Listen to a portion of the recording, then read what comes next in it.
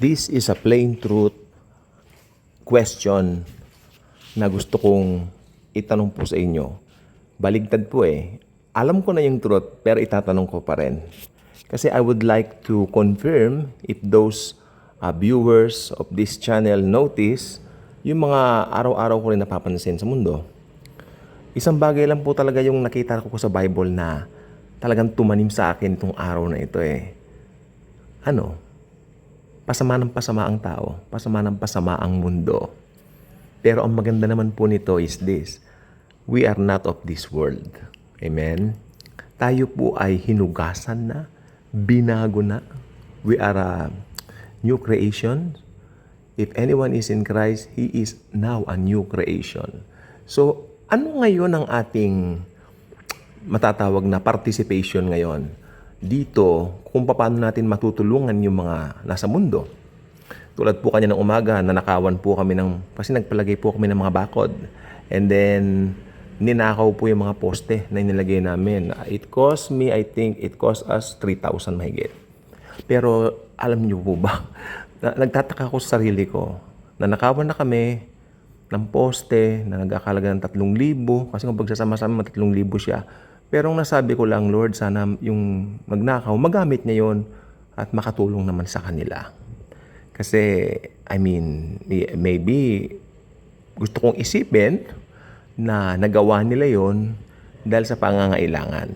Sana magamit nila yung pera, mabusog sila. Ganun, natataka ako. Kasi if you are not a believer, hindi ka ganun mag-isip. I will sue you. Ipakukulong kita, papahanap ka. No, hindi. Unawain din natin. Tayo, mga believers, blessed tayo. Diba? We are highly favored and greatly blessed. Yung mga gumawa nun, syempre hindi believer ang gagawa nun. Walang believer na magnanakaw. Walang believer na gagawa ng mali just to feel something sa kanilang mesa. No, never. Because meron tayong change heart. Ang gumawa nun, wala kay Kristo. And we notice na talagang nakakakita kami doon ng mga tao doon sa lugar namin sa likod na dumadaan-daan doon. Para mga settlers. Alam niyo yun? Alam niyo naman dito sa syudad, marami mga settlers na ganyan. So, I hope makatulong sa kanila yon. Sana naibenta nila yung mga bakal. Pero praise God naman po itong araw na ito, naremedyohan naman namin yung bakal. Kasi nagkamali rin po kami, inilagay namin mismo sa may bakod yung bakal eh. Dapat hindi ganun. Dapat yung bakal pala, talagang nakatayo siya on its own, nakasemento doon sa foundation. So, another revelation sa akin kanina nung sinisemento yung foundation. Maganda pag Kristiyano ka. Hindi ka basta-basta magagalaw. Diba? Kasi kung hindi ka mananampalataya, para ka lang madali kang manakaw ng dyablo. Parang yung mga nawalang mga bakal na madali ka lang manakaw ng dyablo. madali kang susunod sa kanyang tactic. No? Kaya tignan niyo yung mga unbelievers po. Tignan niyo yung mga buhay po nila. I'm not condemning. Alam niyo po ba ang daming mga grace person? Nung-condemn siya. No! We can say the comparison just like the Apostle Paul did. Di ba? Kasi we are blessed. At alam natin, yung mga taong yan, meron silang katangian na nagagawa nila yan kasi wala pa sila kay Christ. Okay? So, we don't have to condemn them. Hindi naman natin sila condemn. Pero, pwede natin sabihin yung mga lifestyles nila, observations natin, of course. Palaging Kristiyano ka naman, palaging under grace ka naman, it doesn't mean naman na parang babaliwalain mo na yung mga natural na nakikita mo. Nakikita mo pa rin. Pero ginagamit lang natin dito to compare, no? So, if you are a believer at magkakaroon ka ng comparison nung hindi ka pa believer, ang laki. Ako sa akin ang laki, pinumuni-muni ko. Merong Jesus na umaaliw sa akin ngayon. May mga suliranin, minsan may mga pinagdadaanan pa rin tayo. Pero, ako kasi talagang noong pa, 2011 pa lang po, bold na ako sa grace eh. Sa Singapore, nagpray ako. Tapos parang seemingly may problema akong na-sense kasi tumawag ako dito sa Pilipinas noon. Lumabas ako doon sa balkon sa Singapore. Lord Jesus, ayaw ko ng problema. Lahat ng problema kinuha mo na sa krus. Please lang, Lord. Alam ko, naway ma-magnify yung ginawa mo sa krus sa buhay ko. Ayaw ko ng problema, Lord. Ayaw ko ng problema, Lord. Ayaw ko ng problema. In Jesus' name, sinishake it off ko to, tinataboy ko ito sa banal mong pangalan. Pagdating ko dito, yung seemingly problema yon na-solve. Solve na pala, nasa eroplano pa lang kami. Kita niyo po yan? Basta ayawan niyo yung mga suliranin, ayawan niyo yung mga problema, ayaw niyo yan. Kasi if you're under grace, yung mga ganyan po, padala ni Satanas. Akala siguro ni Satanas kanina umaga, madadala ako doon, ninakaw yung mga bakal. Pero naisip ko, sana ma-enjoy naman nung nagnakaw yung bakal at maibenta niya, baka kailangan nila ng pagkain. Kasi alam ko mga settlers, andun yung iba. Diba? Akala ni Satanas, ano niya ako na parang, no. So, tayo ay blessed. We are truly blessed. Hindi tayo padadala sa ganyan. Habang ang daigdig na ito, tignan niyo po, ito gusto ko bang ipunto sa inyo to. Ang tao po pasama ng pasama. Na-observe ko ngayon, mga bata ngayon, walang sense sa Diyos.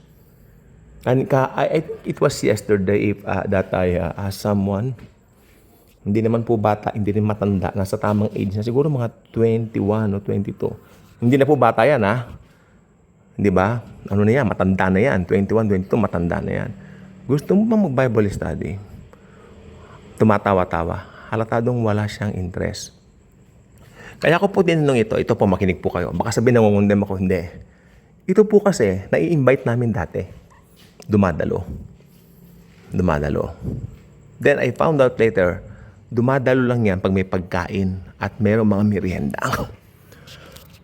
So, ibig sabihin, walang totoong repentance. Kaya sabi ko, gusto mo bigyan kita uli ng Bible kung nawala mo na yung dating Bible mo? Pwede, kanya yung sagot niya. Walang interest. Lalo na ngayon, panahon ng social media, you know what? Bata pa noon yun. Wala pang social media masyado. Ngayon, addict na sa social media. Ano ngayon ang role ng social media? Ako, itanong ko po kayo. Paano mo gagamitin ng social media and turn it into the beauty and grace of Jesus? Simple lang. Share Jesus using the social media. Not just your own interest. Lahat naman tayo siguro may mga TikTok account, Facebook account, and all that. Itong YouTube account ko talaga exclusive kay Jesus.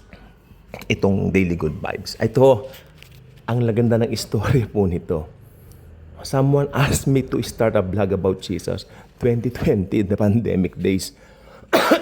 And yet, why I just started it? September 2022. 2.5 years after this brother of ours in Christ, asked me to start some 5 years back, 2020. Magmamahal na araw, sabi niya, mag-vlog ka nga tungkol kay Jesus. Ewan ko, nangyari lang 2022, Ganun pa man, the right timing is always in the hands of Jesus. Okay. Yung mga nagwo-worry sa ubong allergy lang ito, karamihan ngayon dito may mga ubo. So, I don't have to worry. Malakas po ang katawan ko. Okay? So, yan pong gusto ko po sabihin sa inyo. Okay? So, tayo po mga mananampalataya, may mga binagong puso po tayo. Makikita mo yung iba, walang interest sa Diyos. Paano ba dinala ng social media ngayon ng mga tao? Pag nagbukas ka ng TikTok, pag nagbukas ka ng anything regarding social media, mga influencers kung tawagin, no? Ako, wag niyo akong tatawagin influencers. No. I am someone na nag-share ng grace. Hindi ko kayo ini-influensahan para sa sarili ko. Siguro, kung pwede man, I influence you, leading you to Christ, to Jesus Christ. Wag niyo akong tatawagin influencer, ayaw ko makisawso sa mundo. Di ba? So, pag nabukas kayo, mga influencer, nag-aalok ng pera, kasi iba pinapayapaya pa ang pera. Hindi masama ang pera. Yung attitude ng tao towards money, yan po ang hindi maganda. Kasi nalalaso ng isip niyan ng mga tao na mahihina. Mga taong supposed to be, pwede mo nang maakay sa Bible study. Pero ano nangyayari? Nakakakita ng mga ganyan. Hindi ko makalimutan ito. Naghiya kami ng Bible study. Some say yes. Some said yes. Matagal na to eh. So, tapos may mga artistang dumating dyan sa malapit dito. nandun lahat sila, hindi dumating. Zero balance yung aming Bible study. Pero hindi nila alam one day, Jesus will come again with His glory. Walang binatbat yung mga hinahangaan nila kung sino-sino mga celebrities na yan ngayon. Yung mga celebrities na yan, mga tao rin po. I'm not against any celebrities.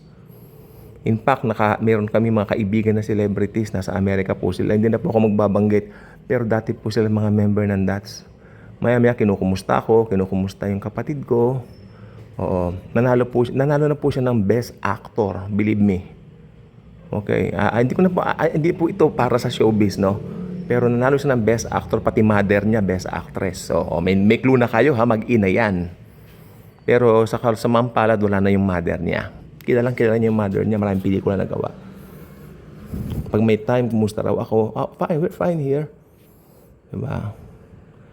Pero I'm nothing against celebrities, pero ang problema, iba na ngayon ng mga tao, parang pag ganyan, ang lakas ng hatak. You know? Ang lakas ng hatak. Grabe. Grabe. Pero ang Bible study, di ba? Pero ang good news, itong mga celebrities na sabi ko, mga born again din sila. Natural, kaya nga namin naging kaibigan, di ba? They're doing great now sa Amerika. Okay? At ang sister ko, talagang barkada niya yung mga yun. Alos linggo-linggo lumalabas sila. Sa New York, minsan punta ng Chicago, ganyan. Mamasyal sila. So, sa biyaya ng Lord yan. Okay? So, tayo pong mga mananampalataya, meron na po tayong binagong puso, meron tayong change heart, at meron tayong focus na bago. Hindi na yan yung dati nating, di ba? So, I mean, yes, nasa panahon po tayo ng social media wherein hindi lang po yan. Yung influence nito sa mga bata, nadudurog ang puso ko. Mga batang maliliit, ang gagaling magmura. Very talented magmura. Di ba? Kaya ipag-pray po natin ng mga batang ganun. Huwag nating hatulan. Huwag nating parang i-condemn. Pag-pray natin. Pero pinagsabihan ko yung nanay, hindi po magandang naririnig yan. Hindi po maganda. Mas maganda introduce mo sila kay Jesus. Ako. Kasi yung nanay, pumalakpak pa. Ang galing ng anak ko. No, hindi po maganda yan. Pag gano'n, mga Kristiyano, hey. Di ba? Manghimasok tayo. Pag gano'n. Mali yun eh. Ang mali-mali. You're under grace, pero mali yung gano'n na hindi ka magsasalita. There are times dito sa mundong ibabaw na ini, merong mga times na you really have to stand your ground.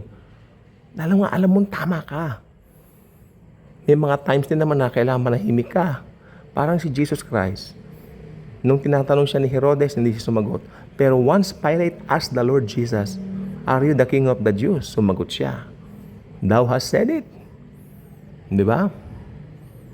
Tapos nung tanungin din siya ng mga Pharisees, si Caiaphas, saka si Anas. Sabi niya, "Are you the Son of God?" Mabigat yung tanong ni Caiaphas eh. "I am, and you will see the Son of Man." Sabi niya, one day, on His glory, with His angels, di ba?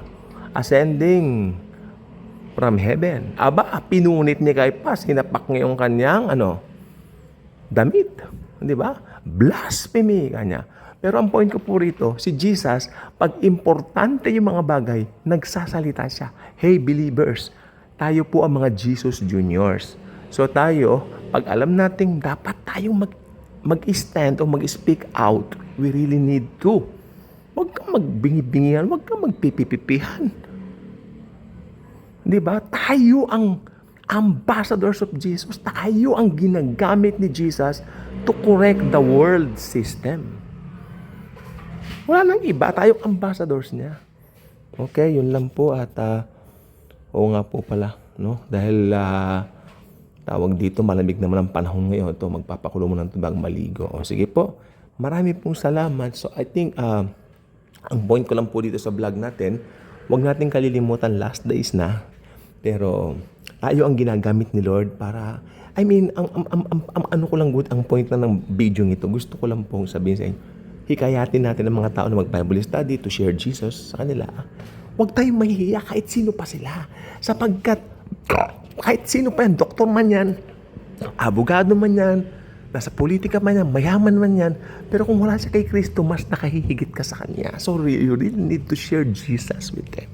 God bless everyone.